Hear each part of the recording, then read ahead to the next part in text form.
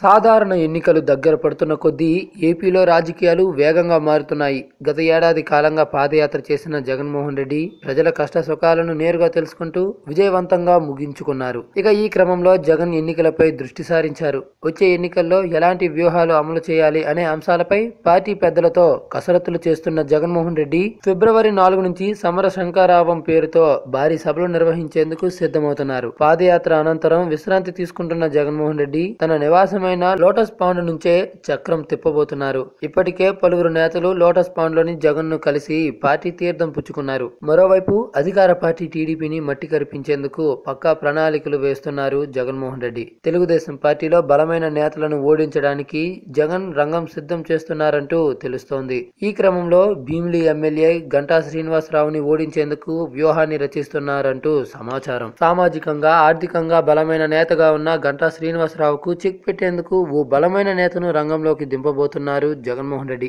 ఇక నేరుగా విషయంలోకి వెళ్తే భీమిలి నియోజకవర్గానికి చెందిన నేత మొత్తంశెట్టి శ్రీనివాసరావును వైసీపీలోకి ఆహ్వానించి 2019 ఎన్నికల్లో పోటీకి దించాలని జగన్ ఆలోచన అంటూ సమాచారం. మొత్తంశెట్టి శ్రీనివాసరావు గతంలో 2009లో ప్రజారాజ్యం పార్టీ తరపున భీమిలి నుంచి ఎమ్మెల్యేగా విజయం సాధించారు. ప్రజారాజ్యం పార్టీని కాంగ్రెస్ లో విలీనం చేయడంతో మొత్తంశెట్టి టీడీపీలో చేరారు. ఈ క్రమంలో టీడీపీ తరపున ఎంపీగా అనకాపల్లి నుంచి విజయం సాధించారు. ఇలా ప్రస్తుతం తెలుగుదేశం పార్టీలో కొనసాగుతున్న మొత్తంశెట్టిని వైఎస్ఆర్ కాంగ్రెస్ పార్టీలోకి ఆహ్వానించి ఎమ్మెల్యే టికెట్ తో పాటు మంత్రి పదవిని కూడా ఇవ్వబోతున్నారంటూ వార్తలు వినబడుతున్నాయి. ఇక ఇందుకు మొత్తంశెట్టికి ఆయన అనుచరుల మద్దతు కూడా ఉందట. ఈ నేపథ్యంలో గంటా శ్రీనివాసరావుపై పోటీకి మొత్తంశెట్టి బరిలో దిగడం దాదాపు ఖాయంగా అనిపిస్తోందంటూ ప్రచారాలు సాగుతున్నాయి. 2014లో భీమిలి నుండి వైసీపీ తరపున పోటీ చేసి ఓటమి పాలైన కర్రి సీతారాం పార్టీకి గుడ్ బై చెప్పడం జరిగింది. ప్రస్తుతం అక్రమాణి విజయ నిర్మల గారు భీమిలి నియోజకవర్గ సమన్వయకర్తగా కొనసాగుతున్నారు.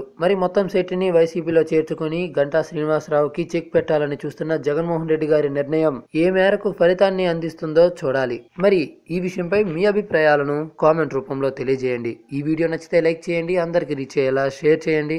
అలాగే ఎప్పటికప్పుడు ఇటువంటి లేటెస్ట్ పొలిటికల్ అప్డేట్స్ ను మీకు అందించే మా ఎస్క్యూబ్ హంగామా ఛానల్ ను సబ్స్క్రైబ్ చేసుకోవడం మాత్రం అస్సలు మర్చిపోకండి.